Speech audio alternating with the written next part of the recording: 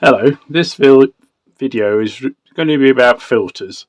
Um, it is sort of part of my basics series, so I will talk about the simplest parts of filtering, what everything means, which will be a slight repetition on my first basics video, but it's really more to focus on all the different filters that you can have in the AE Modular, and also why you'd want different filters, what they do for you, and why different synths have different sounds, really. And it's mostly because of their filters. It's not just because of their filters.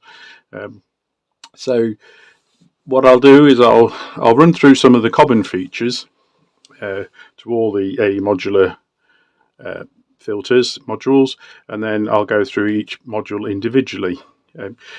We will be looking at the sound a little bit, because obviously that's a big reason of why you want particular filters, but it's also looking at their capabilities in terms of connectivity and that sort of thing as well.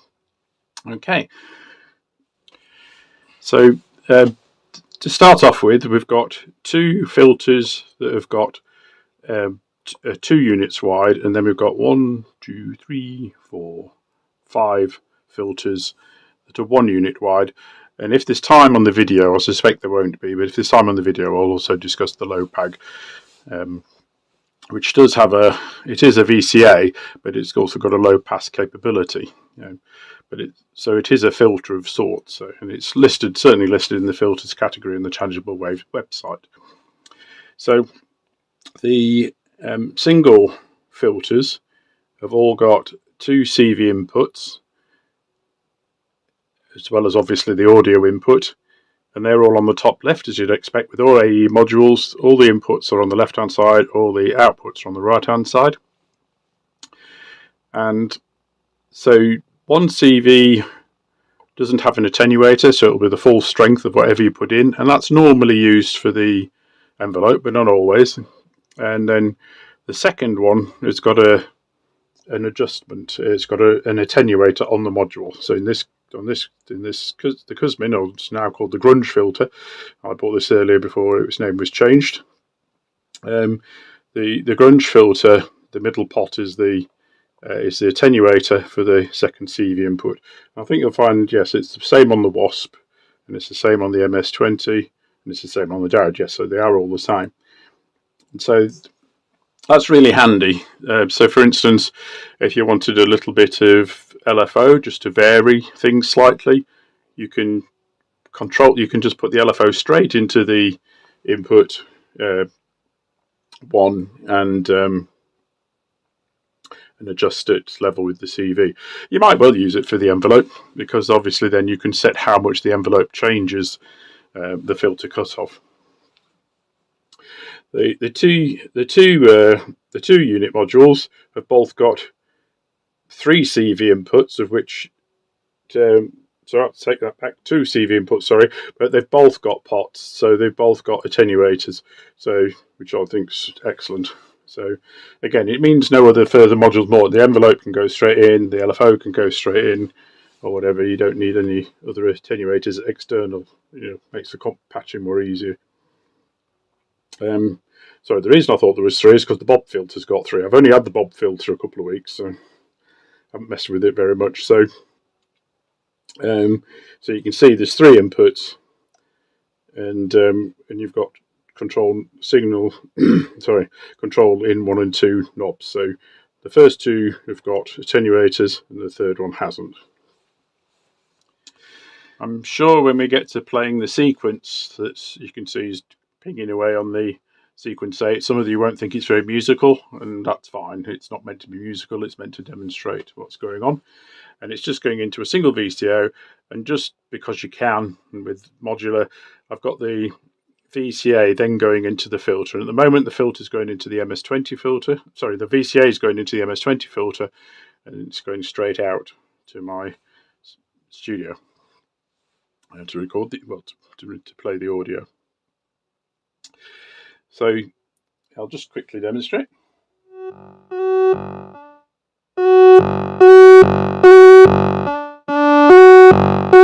told you it wasn't very musical.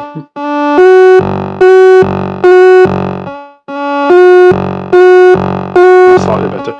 So this is going through the MS-20 filter. So the MS-20 filter has got high pass and low pass mode, and we're currently in low pass, just to trick that. So this beautifully demonstrates the filter cutoff. So wherever you've got this knob set out, is what frequencies the filter will start reducing above, and will let the lower frequencies pass to low pass mode.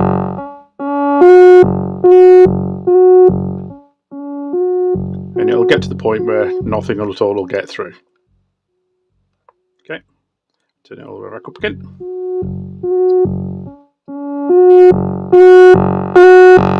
Okay, so that's a very simple filter. If I change it to high pass, it should pretty much cut it off. So it's now cutting out all the lower frequencies and letting the higher frequencies through. And so it doesn't actually completely cut them off.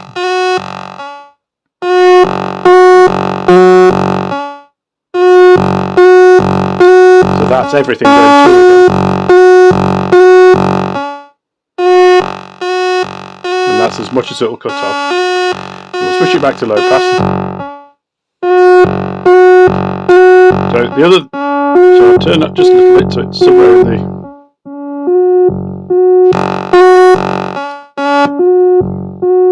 So we've cut the sound a bit because I want to demonstrate now this is resonance. So what this does is it emphasises the frequencies around the filter cutoff point.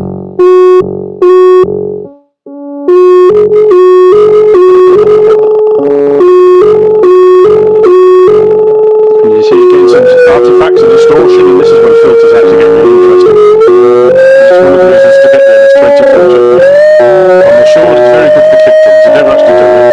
If you have that frequency, if that resonance high and the cut-off really low, you can get some really nice technique. See, I'm moving the cut-off frequency, and you see I'm getting self-oscillation. That's why we're getting that frequency.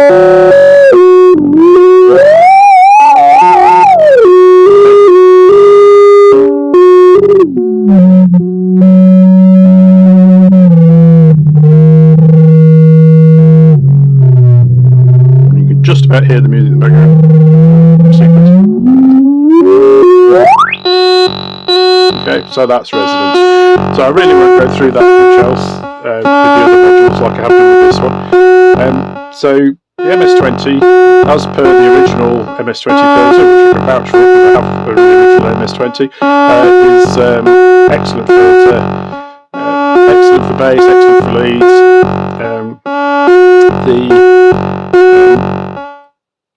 And it's straightforward. There's nothing other than having a switch for high pass or low pass. Pretty much a bog standard filter.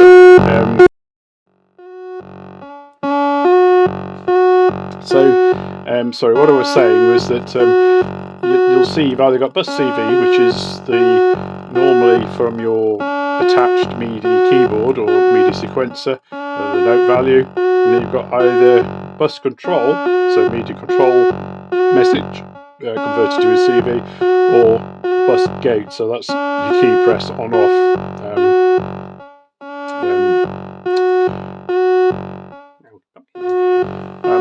One other common feature on most of them, they don't all have this, but the majority of them do, is you've got in H and in L, which is in high and in low. And what that actually means, I actually think it's counterintuitive. If you've got a low signal, a quiet signal, so like if you're using a triangle wave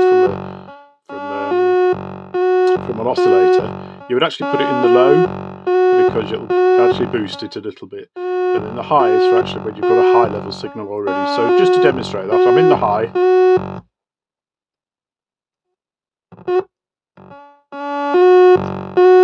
As I haven't touched anything else, I've just switched to the low input, and you can see it's a bit louder.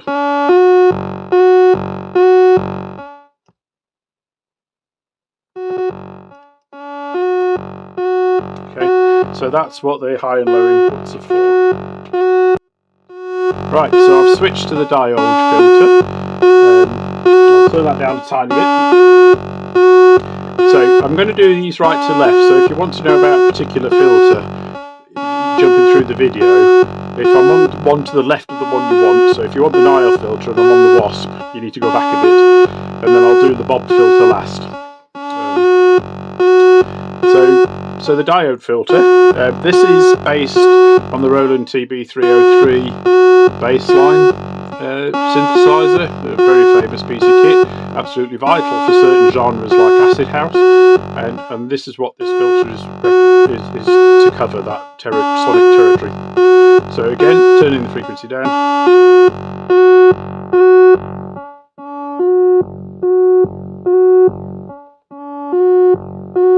And I hope you can hear that it does actually sound quite different to the MS-20 filter. I hope that comes over. And you're starting to get the squelch. This is where it's really different.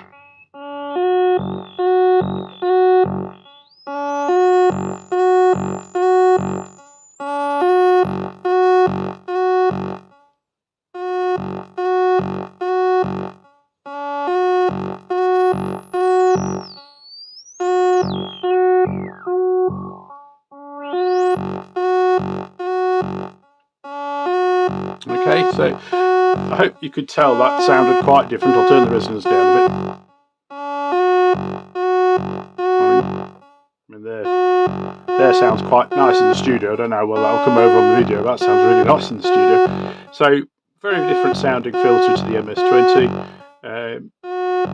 As you'd expect, useful for bass lines, but it is actually good for lead lines and stuff as well. It's low pass only, and you can see you've got 3 outs, which is always handy.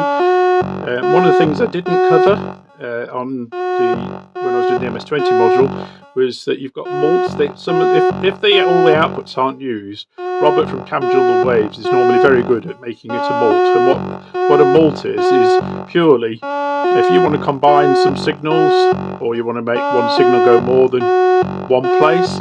It's either going to be a passive mixer, you can't control anything, or that you could have an LFO come into here. In fact, I'll show you what I mean. So I'll just turn that off for a sec to stop distracted. So if I had, let's say I had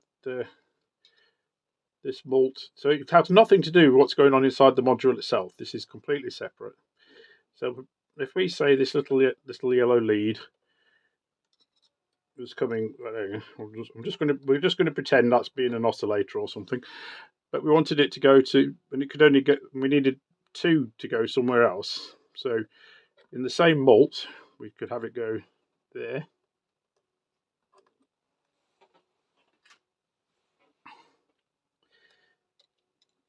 and then we could go there. So if you only had one output, which some modules do, or all your outputs are in use, what you can do is put it into a mult and then take several things out of that mult. Not recommended if you're trying to control oscillators doing in audio range, because it's not 100% perfect. There might well be some voltage drop. It's a bit of a it's not musical ideal, let's say. I think that's a nice way of putting it, but it works fine for most things.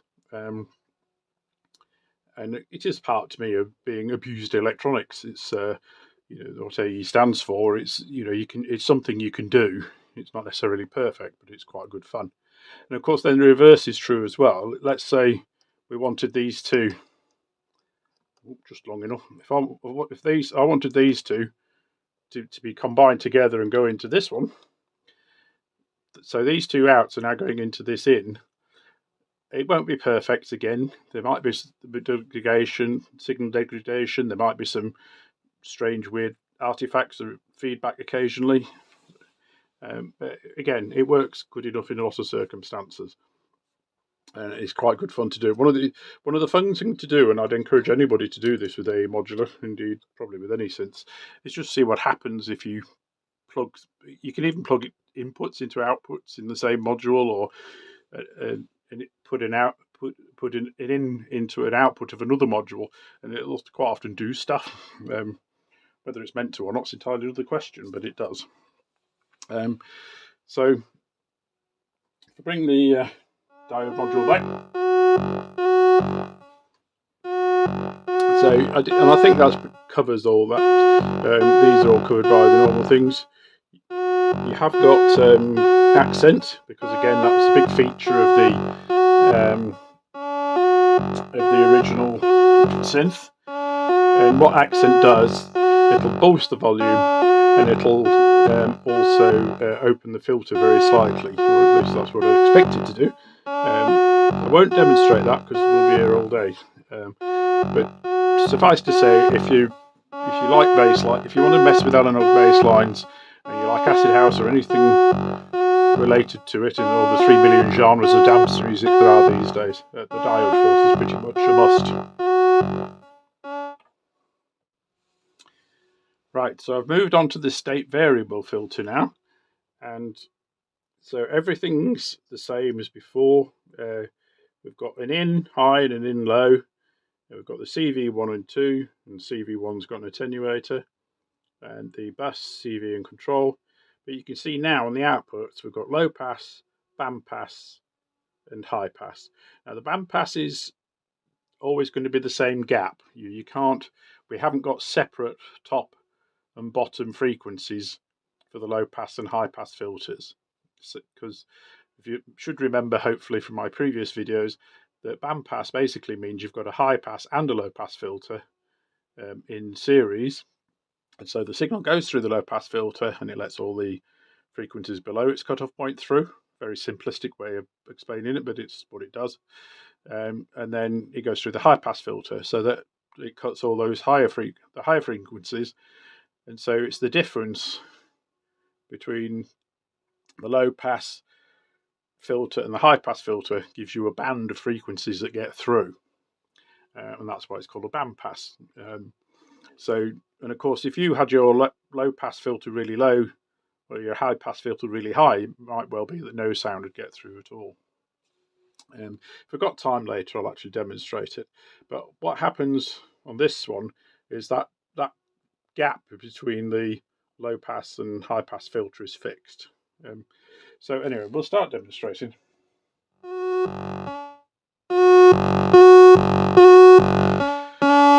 So this is the low pass. Go. The resonance.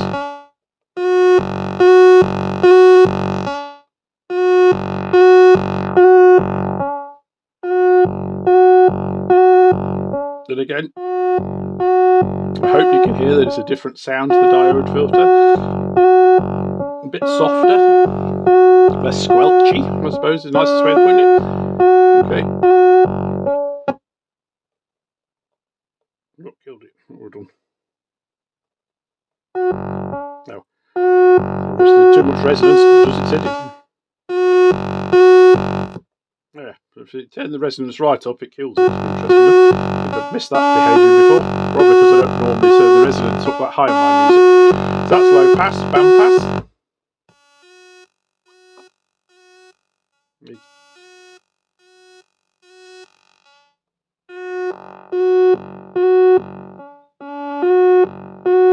Now, hopefully there you can hear really well that lower frequencies have been cut and higher frequencies have been cut.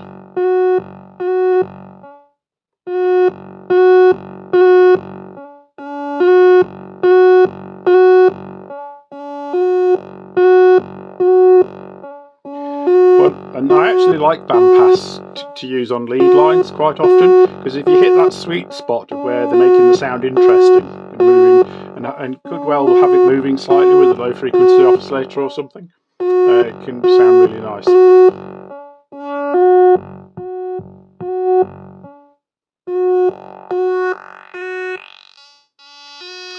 So just to show the difference between that's band pass. So all the low ends there, and all that low end is gone. So if you now do a high pass, you can see that almost sounds just the same. Oops, sorry, get the lead staying. So it's probably because of where that spot was. I'd actually cut so much of it out. So we're now on high pass, let's get rid of the resonance. So basically we're not doing any filtering.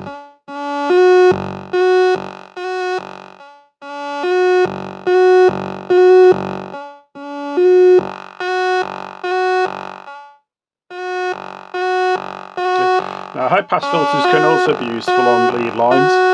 They can be quite useful sometimes if you've got a pluck sound or something else in the mid-range, just for tidying up. If you're finding your bass sounds getting lost, if you put a high-pass filter on some of your mid-range items, you might have got unexpected bass frequencies in there, and it's worth trying that if you're stuck.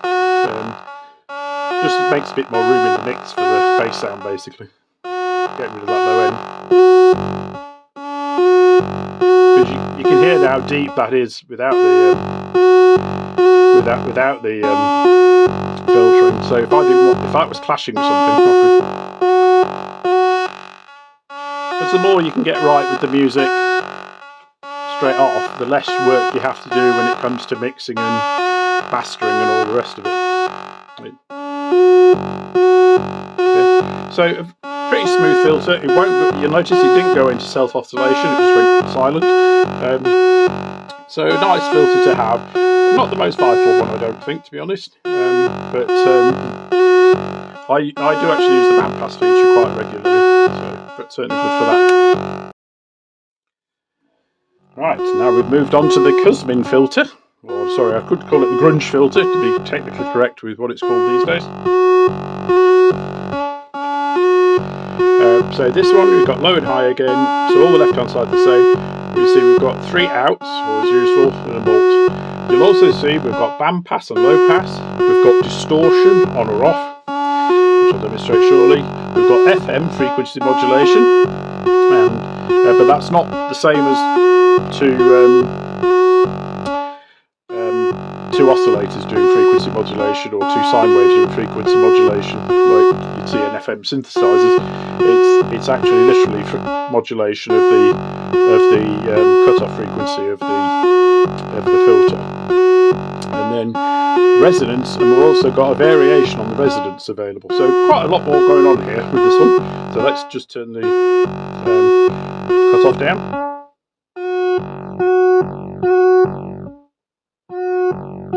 I think you can already hear it already sounds a bit different. This filter has got lots of character.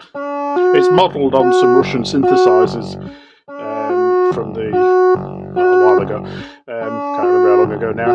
Polyvox, and it was the name if you want to look it up. And quite a distinctive sound, and yes, you can already hear it. I've turned the resonance up.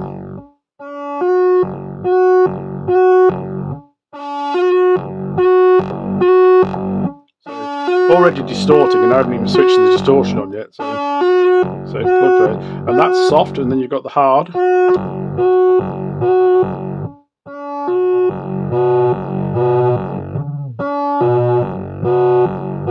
So you can make a right racket with this filter. So any of you that are into noise and grungy stuff, which is why it's called the grunge filter, go for it. It's the best one of the lot. It's excellent on lead lines, again, because it's got character. I use it a lot on my lead lines. So I'll just turn that back to soft, because now we'll demonstrate the distortion.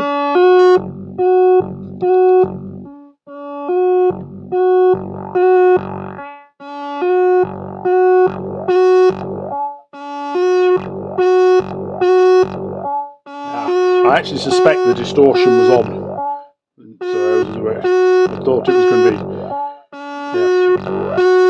Oh yeah, sorry, distortion was on. It shows you what I last used it for. So I thought I turned it off. This is why sometimes you think you should do trial runs before you record videos.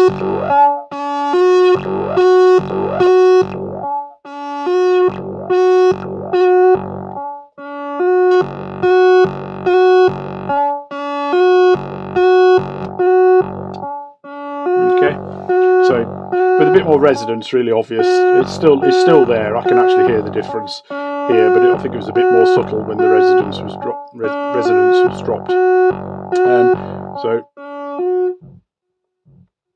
So you can see, so low pass all the way, silenced it. I'll just turn the resonance down, and then we'll switch to band pass.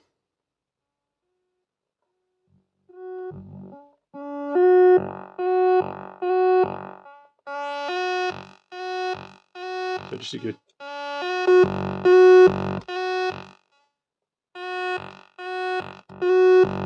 So low pass. So just cutting all that low end out. And resonance.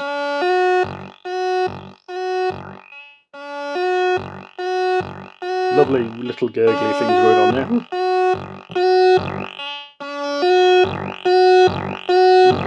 See again, bass, band pass, great for lead lines, and the distortion, that sort of stuff. And of course that gives you more signal to then run through a phaser or a flanger or something like that, which can make it sound really cool indeed. I mean, it already sounds good to my ears, so, and it's not even meant to be lead lines. So that's the Cosmin filter. Sorry, grunge filter. Right, so we get to the first of the two module space filters, the Nile filter. This is actually probably the one I use the most because it has got CV control of resonance that none of the others have, including the new Bob filter. This is Bob filter being new at the end of 2025 when this is being filmed. There is ways of doing CV resonance, CV control of resonance outside the module. Basically, you feed it back into itself, and I'll demonstrate that at the end of the video. But this is the only one with direct CV control of the resonance. The other thing that makes this module a bit different is you've got the low pass, band pass, and high pass filters have got their own inputs, and they've got attenuators. So I'm sorry, just turn that one off before I make a mistake later. And you see you've got the one out. So I've actually got it plugged into the input, the low pass input. So turn it up. And by the way, these aren't the original knobs. These are knobs you can buy from Tangible Waves or Juno in the UK. I imagine other distributors have them. I just use them just to create a bit of variation, make some filters more, some features more obvious. You'll see all the frequency points have got ones on the set where they don't fit on the newer modules because they've got bigger knobs. So my synthesizers, my AE modulars are a bonny mixture of ancient to brand new stuff, basically. And you know, it's great to see how the stuff's evolved over the years. It's much more professional now than it ever was, and it was never intended to be professional when it first started. It was a fun noise-making gadget, really, when it first started on Kickstarter. Anyway, so we've got the frequency control again.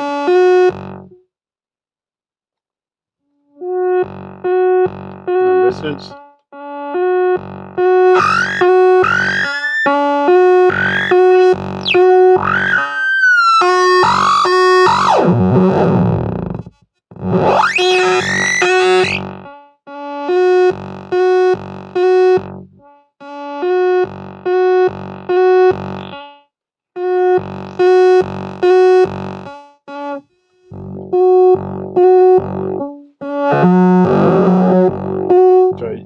Hell of a resonance on this one of the reasons I like to use it. So that was low pass, go to band pass. So see the volume's down, that's what I was making sure I did earlier.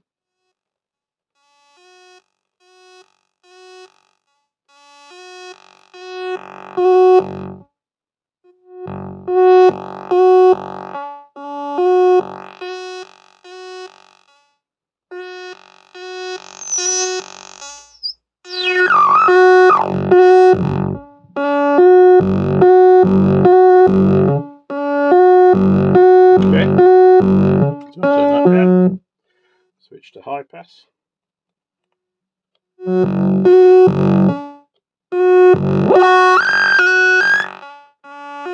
I should turn the resonance down first. So high pass, so basically I'm cutting everything off.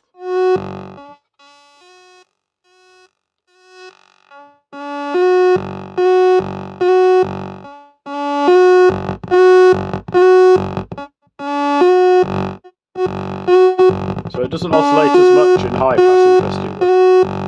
It was absolutely mental in low pass, as you saw, and fairly mental in band pass as well.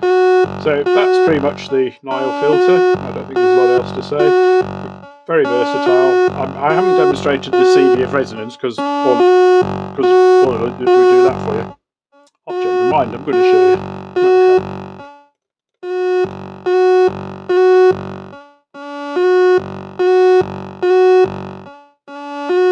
Put it back on on low pass.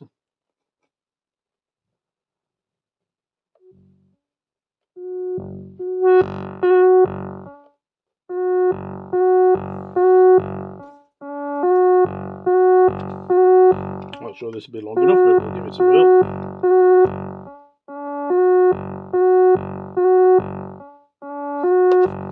Oh, there we go. Probably shouldn't do that really, but there you go.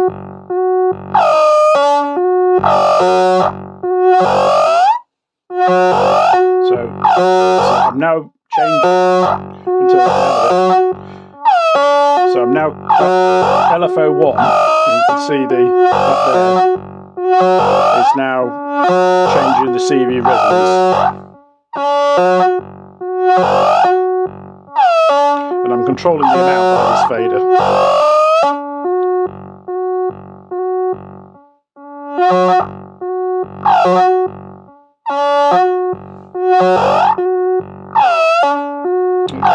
So that's demonstrating CV resonance. Hope you thought it was worth waiting for. Right, now moving on to the WASP filter. This has actually got low pass, band pass and high pass available again. Like the state variable filter. And they're all available at the same time. The signal goes to all three all the time. I should have mentioned that before, sorry, I don't think I did. So we'll turn the volume up. See,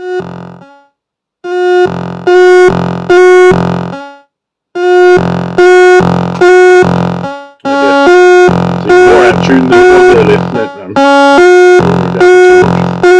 I'm turning the frequency down. This is low pass.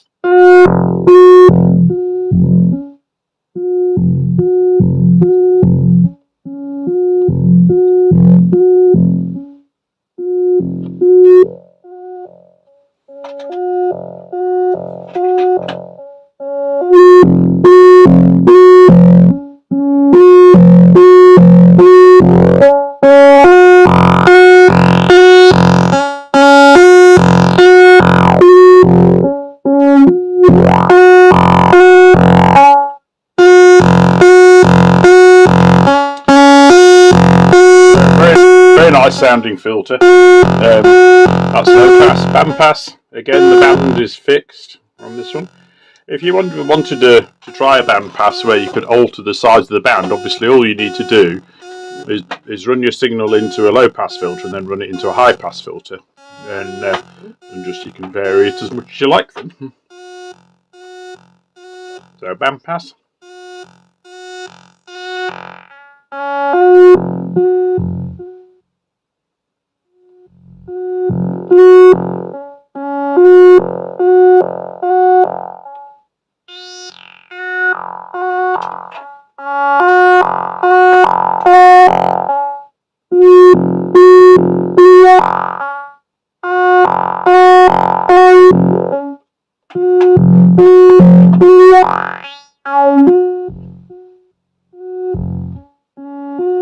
It's very nice resonance, but it doesn't go into self-oscillation like some of them. So in low pass or high pass, and I don't think it will in high pass either. So this is high pass.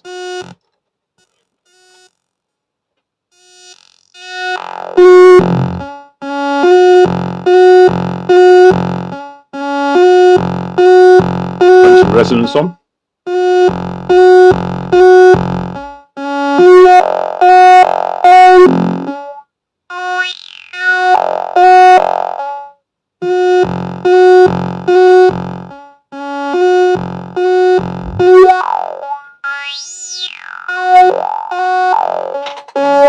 Right on the edge of self-oscillation there. Could even be called self-oscillation, I think, actually, but not as dramatic as some of the others. Very nice filter. It's actually nicer than I've never played with the original WASP, but they always sound meaner when I heard them before, but whether that was because of what the player was doing, I don't know. It was a long time ago now. My memory may just be faulty. Very nice filter. Multi-purpose, obviously, with the 3 modes, and just very versatile, useful filter to have in your range. I think it sounds good as well, which is always nice. Right, so we get to the last filter in the video, which is also the newest filter in the Tangible Waves range, came out in autumn, fall 2025. Like I say, I've just had it a couple of weeks. One of the most interesting things is it's actually got 3 signals in, so you can actually use it as a mixer within itself. So quite handy if you want to combine 2 or 3 oscillators for a voice on a sound, and you can just feed them straight into the mixer.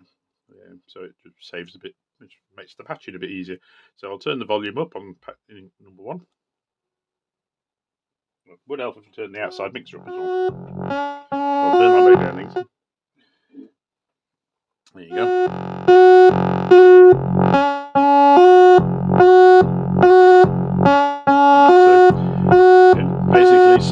Signal in 2's also got a pot to the volume, and signal 3 is just, there's no pot, it's just the volume, whatever volume it is. So put in that to demonstrate.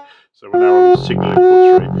So whichever one you want to be the loudest, and you want to attenuate the other 2, put the loudest one in signal input 3, and then you can attenuate the other 2 to match. So like if you're mixing in a bit of noise because you're making a snare drum, or if you were putting in a sub-octave oscillator or something like that, you could obviously just adjust those volumes to suit the sound you're after.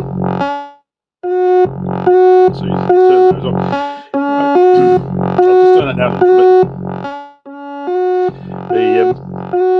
One of the problems of doing these videos in my lo-fi way that I do, because I'm recording it all live, is obviously because the sound can go up and down quite a lot. That's why some parts of my videos will be quite quiet, because obviously the video records it as the loudest point when everything's reduced from that. I have thought about putting compression on things, but I actually like doing it this lo-fi way. It's more interesting for me.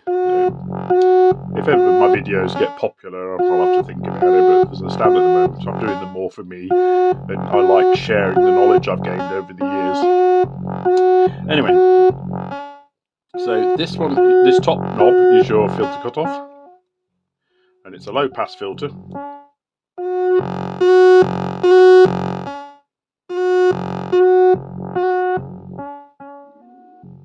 And then on the resonance is called regeneration, as per the Moog synthesizer, because of course in the early days the terminology hadn't got standardized, and it can still get varied a bit. So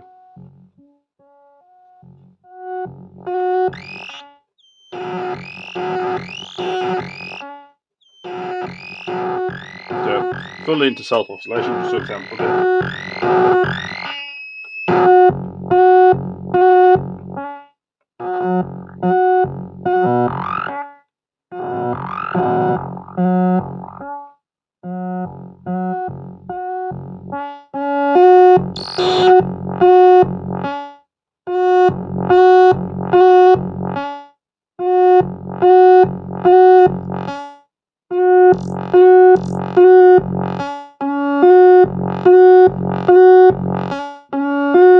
So I hope you can hear it can sound quite squelchy. Obviously can go into self-resonance. So again, should be useful for things like making kick drums and various other shenanigans. Quite a versatile filter. I like it a lot because of having the mixer in. It's not my favourite sounding filter of the AEs. The grunge filter wins that award. I absolutely love the grunge filter because it's so different to anything else I've got. But this is a very nice filter, and certainly recommended even for small setups because of having the 3 signal ins. The other thing you can see you've got loads of outs, and what this actually is you may not be aware that normally, I'll just turn that off for a moment while I'm doing this, is that normally, like if a synthesizer reduces at say 24 decibels, like this top output is 24 decibels, that's per octave. So above the cutoff point, the first one is reduced by 24 decibels, then the next octave above that is reduced by 48 decibels, and so on. It's a very simplistic way of describing what can be very complicated and why filters can sound so different. But that's what I started mentioning before about it isn't just a case of whatever the cutoff point is you've set on the filter, it isn't instantly everything. If it's a low pass filter, everything isn't cut off immediately above that frequency. It just reduces it. And that's the characteristic of a filter, is how much that reduction is and how it reduces it. And that's one of the big reasons these filters all sound different. That and the actual circuitry, or in the case of digital synths, the programming, the algorithm used. And in this case of 24 decibels, that isn't done all in one go. It's done in what are called stages. And guessing, looking at this, and I don't know this for a fact, but this is going to be my guess, is because you can see we've got 24, 18, 12, and 6. So I'm guessing that Robert's used stages that can do 6 decibels of reduction at a time. And so what he's actually done is he made these available separately. So I'm getting the maximum reduction I can do in there. I'll turn the resonant off this one. So I don't know how this does. I can hear this fairly well in the studio. I did actually test this one before recording. But, so that's the maximum reduction this filter can do. This is the least reduction it can do.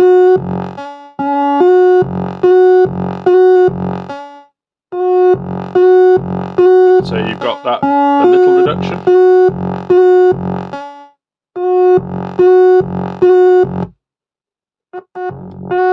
And then the most reduction. And what you should be able to hear, and I'm hoping it comes over, it certainly does in the studio, is that actually more of the treble has gone. Obviously because it's taking more of the higher pitches off. With the low pass filter, it's reducing more. And then you've got the in-between stages to be more subtle. And this may not show at all in the video, but I'll do it anyway. So this is a reduction of 18 decibels an octave. And then 12. So half of the full filter, if you like.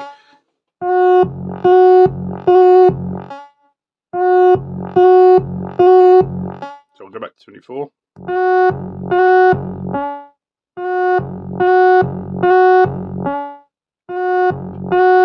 And obviously it does affect the resonance as well, but I'm not going to go through all that. I'll now turn that down. If you are interested in getting into more detail of what these all sound like individually, there is a user on the AE Modular user forum, and if you are a AE Modular user, I'd highly recommend visiting the forum. Quite a lot of people do all their thing on Discord now, but I find it really hard to follow, and then after a while it's gone. You can't refer back to it, whereas the forum is much more traditional text-based, although you can put videos and photographs on it. And the user forum keeps it indefinitely. So if you do want to look back at something, you can do that. So I much prefer the user forum. But anyway, a user on there has started a GitHub repository, I suppose. And what he's actually doing gradually is sampling all the filters in certain notes in certain positions. So every permutation of what that filter can do, he's recording the sound file for it and putting it on this GitHub repository. So you can get into a lot more detail than I'm going to go to into this video, and I'll put a link in the video description. This is one of the great things about having a piece of gear like this that people get passionate about, is that people do these things that you just can't picture doing or spending the time doing, but it's marvellous they do. I spent a lot of my time, a couple of years ago now, working on the wiki. There is a wiki for the AE Modular, and certainly all the older modules, we did pages for. I think there's quite a few of the newer modules haven't got pages in the last sort of year, 18 months, and certainly not all the third-party modules have, but most of them have. I know there's a whole batch of new ones by Wonky Stuff, for instance, that won't have. But the wiki is a great resource, and it tells you if you are struggling with the basics and you're watching these sorts of videos, the wiki can give you quite a lot of information that hopefully you can read and understand more easily. Right, I had a slight change of plan. I was going to demonstrate how to do CV control of resonance, but I thought what might be more useful is to show you graphically rather than literally. So in other words, I've not used an LFO, I'm going to do it manually. By turning this knob here, I can raise the level of signal 1. And all signal 1 is the filter going back into itself. So it's in effect a feedback loop. It's really good if you put a delay in there. It can make it a bit more interesting, but this is just a crude example just to show you.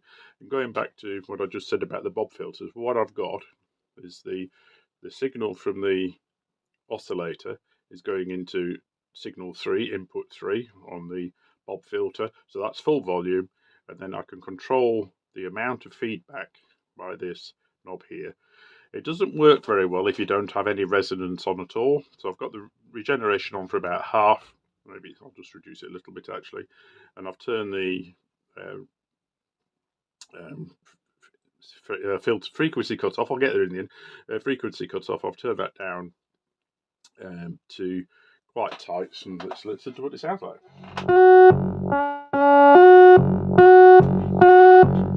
Okay, so fairly normal, nice bass sound.